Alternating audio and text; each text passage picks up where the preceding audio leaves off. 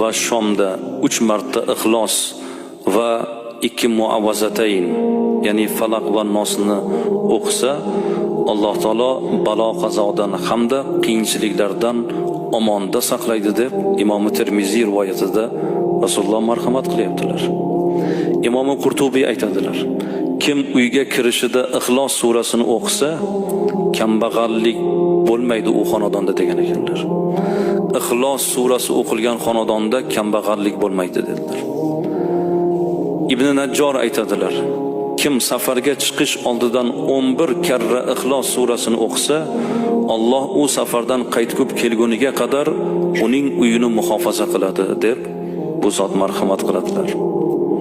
Yotadigan mahal, ya'ni uyqusidan oldin Fotiha va Ixlos surasini o'qigan odam o'limdan boshqa hamma ziyondan omonda bo'ladi deb Ibn Abdul Bir marhamat